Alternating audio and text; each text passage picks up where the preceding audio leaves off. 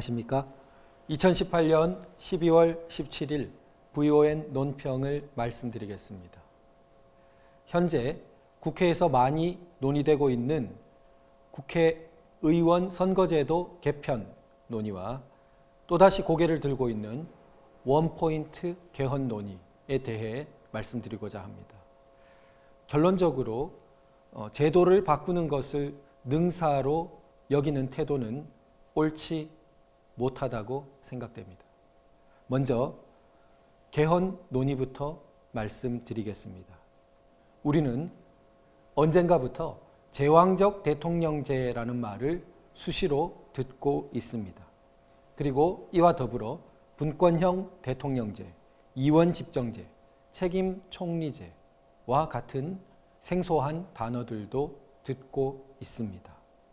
과연 우리 사회가 가진 여러 가지 문제점들이 제왕적 대통령제에서 기인한 것일까요? 아니면 실질적 법치주의의 미확립과 그것을 준수하려는 의지의 부족으로부터 파생된 것일까요? 만일 제왕적 대통령제로부터 근본적인 문제가 비롯된 것이라면 왜 지난 박근혜 대통령은 그렇게 힘없이 국회에 의해서 탄핵 소추 의결되고 대통령직에서 물러나는 상황에까지 이르게 되었을까요? 우리가 곰곰이 그 진실을 되돌아보아야 할 문제라고 생각됩니다. 우리 헌법을 되돌아볼 때 건국 헌법에서부터 70년간 우리 대한민국은 약간의 중간에 몇 년간을 제외하고는 의원 내각제적 요소를 가미한 대통령 중심제로서의 헌법 틀을 유지해 왔습니다. 이러한 틀이 최초에 성립되게 된 배경은 유진호 박사를 중심으로 한 내각제 주장 세력과 이승만 대통령을 중심으로 한 대통령제 주장 세력 간의 의견 대립이 있었고 그 의견 대립 속에서 남북 분단과 6.25 전쟁으로 이어지는 민감한 정세에 대응하는 체제 면에서 대통령 중심제를 골간으로 하는 것이 보다 적합하다는 의견이 국민적 합의를 이루어서 성립되게 된 것입니다. 70년간의 이 흐름에서 우리가 눈여겨보아야 할 변화의 지점은 1987년 헌법, 즉 30년 전 현행 헌법의 성립 때입니다. 그때 우리 헌법은 굉장히 의미 있는 변화를 겪게 되었는데요. 그 이전간의 약 20여 년간의 역사를 되돌아보면서 우리 사회는 국회 권력을 강화하는 방향으로 헌법을 성립시키게 됩니다. 이것이 당장에는 그 모습을 드러내지 않았지만 이후 노무현 대통령 탄핵 사태 그리고 이번 박근혜 대통령 탄핵 사태에 이르러서 아주 현격하게 그 본질을 드러내게 되었습니다. 1987년 헌법에 이르러 우리 헌법은 대통령이 가진 국회 해산권을 삭제하게 됩니다. 그에 반해서 국회가 대통령을 견제할 수 있는 탄핵 소추 의결은 소추 의결만으로도 대통령의 권한 행사를 정지시키는 강력한 권한을 부여하게 되었습니다. 따라서 국회의 가중 다수파가 만일 마음을 먹는다면 대통령을 권자에서 물러나게 할 그런 가능성이 굉장히 커지게 된 것이죠. 미국이 가진 대통령 중심제의 운영을 돌아볼 때 사실상의 탄핵에 이른 대통령이 닉슨처럼 좀 있었다 하더라도 우리나라처럼 진짜 탄핵으로 대통령을 물러나게 한 것은 없었습니다. 왜 그랬을까요? 대통령 중심제가 가진 그 제도의 취약성을 깨뜨려버리는 그러한 일을 감행하지 않은 것입니다. 미국 헌법에서 근대에 이르러 출발된 대통령 중심제는 로마의 제도를 본뜬 것으로 해석되고 있습니다. 즉 로마 제도가 가진 장점을 본뜬 것인데요. 로마는 집정관으로 대표되는 1인 통치적인 장점, 그리고 원로원으로 대표되는 귀족 통치적인 장점, 그리고 민회로 대표되는 또 호민관으로 대표되는 다수정이 가진 장점을 모두 결합한 공화정을 성립시킨 것으로 평가되고, 이를 분석한 미국은 의식적으로 집정관에 대응되는 대통령, 원로원에 대응되는 상원, 그리고 민회와 호민관에 대응되는 하원을 성립시킴으로써 로마 공화정을 부활 재현한 것으로 이해되고 있습니다.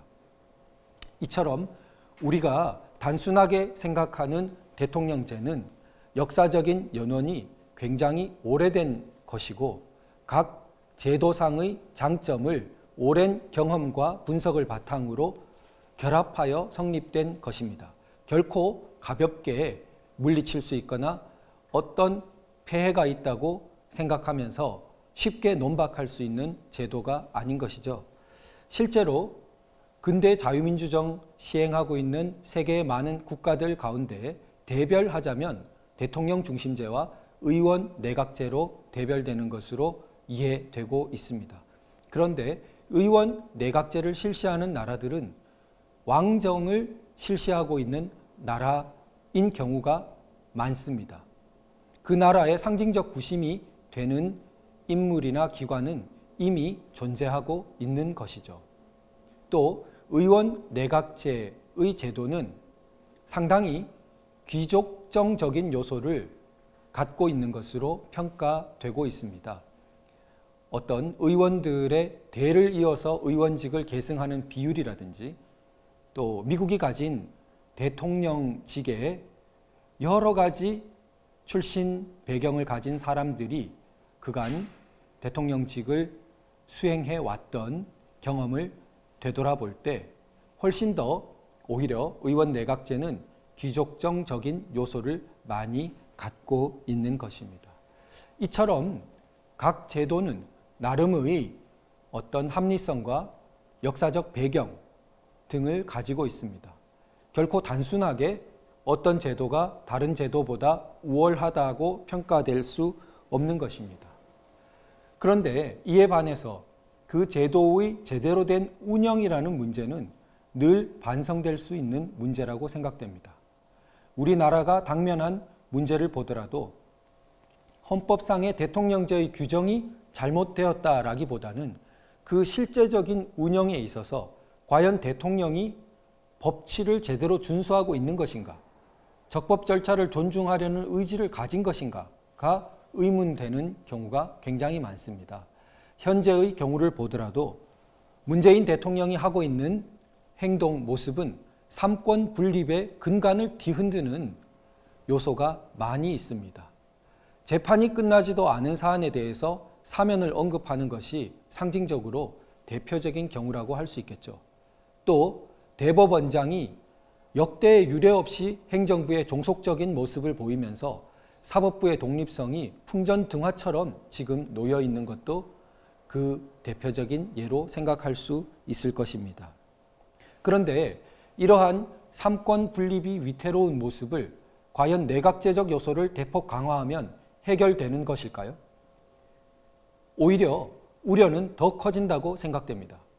의원 내각제적 요소는 잘 아시다시피 국회가 그 내에서 행정부적인 내각을 구성하는 것으로 입법부와 행정부가 사실상 한 몸으로 통합되어 있습니다.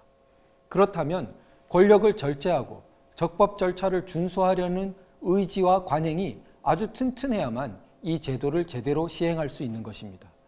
지금 현재 대통령 중심제 형식적으로 삼권이 분립되어 있는 데서도 이러한 견제와 균형, 그리고 권력의 절제가 제대로 시행되지 못하고 있는 우리나라에서 과연 의원 내각제적인 제도가 도입된다면 적법 절차의 준수, 권력의 절제, 견제와 균형 등의 원리가 작동하기는커녕 상시적인 야합, 국민들의 실질적인 배제, 그리고 법치의 농단이 그야말로 횡행하기가 쉬울 것입니다. 따라서 현재 또다시 고개를 들고 있는 개헌 논의는 과연 이것이 국가와 국민을 위한 것인지 의문을 가지지 않을 수 없습니다. 개헌 논의가 정치 세력, 또 특정 정치 세력의 입맛이나 정략적인 이해에 따라 주도되게 될 때 결국 그 불행과 결과적인 비극은 모두 고스란히 국민들이 떠안게 됩니다. 제대로 된 개헌 논의가 진행되려면 언론과 학자 그리고 국회 중심의 논의가 아니라 일반 국민들에게 많은 정보와 그리고 수기의, 고려의 또 성찰의 기회가 제공되는 제대로 된 개헌 논의가 되어야 하고, 그러한 논의를 거치지 않는 개헌 논의는 졸속적인 개헌 논의로서 항상 큰 왜곡의 결과로 치닫기 쉽다고 할 것입니다. 둘째로 국회의원 선거제 개편에 대해 말씀드리겠습니다. 현재 핵심적으로 논의되고 있는 것은 연동형 비례대표제입니다. 그 이름도 굉장히 생소한데요. 단적으로 그 특징을 말해주는 것은 정당 득표율에 따라 국회의원 수를 결정하자는 논의입니다. 그런데 이것이 사표, 곧 죽은 표를 최소화하는 좋은 제도인 것으로 상당히 일방적으로 논의되고 있습니다. 그러나 우리가 원칙으로 되돌아가 보자면 대의제에서 100% 민의를 완벽히 대변할 수 있는 그러한 제도의 창출은 오히려 불가능하다는 것이 사회과학적으로 엄밀하게 논증되어 있는 형편입니다. 연동형 비례대표제의 경우에도 과연 대의, 민의의 왜곡이 적은 것인지 의문을 가져보지 않을 수 없습니다.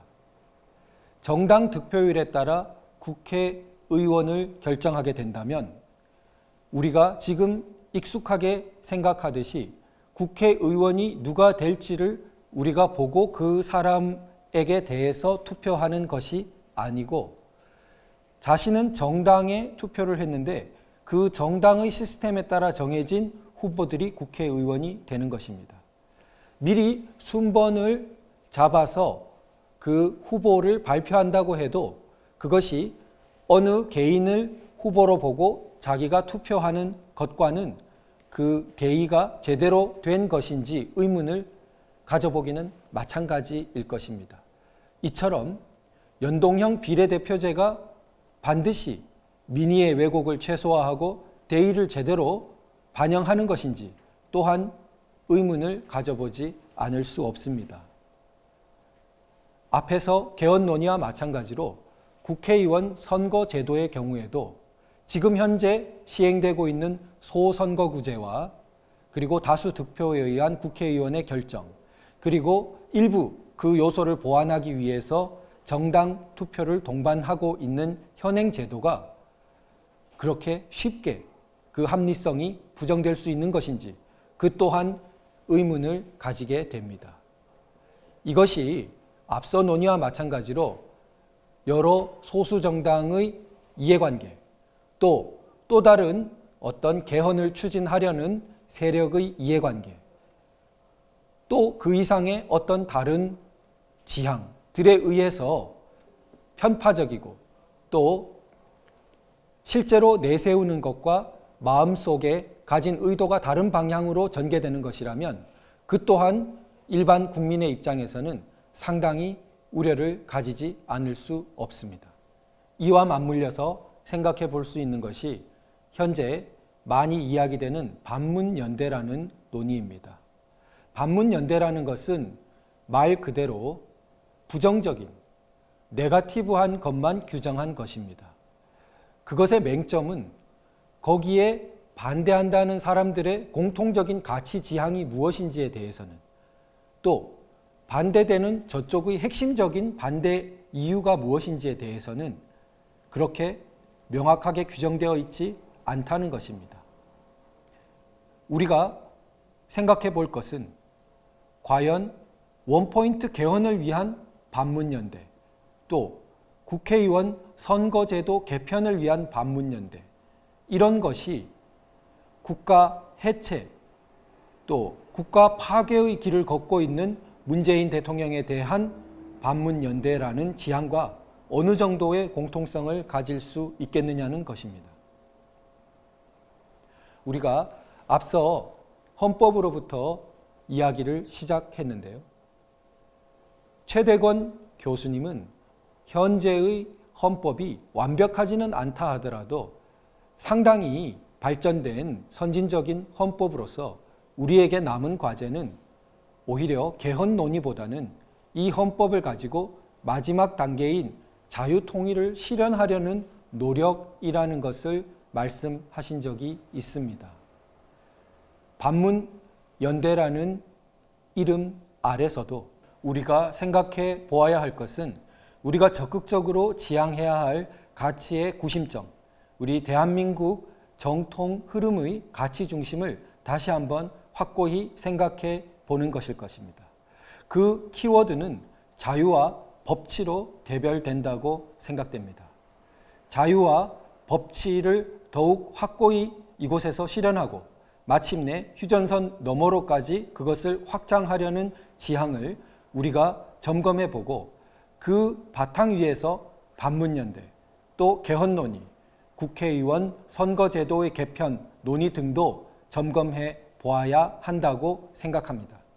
이상으로 2018년 12월 17일 VON 논평을 말씀드렸습니다. 감사합니다.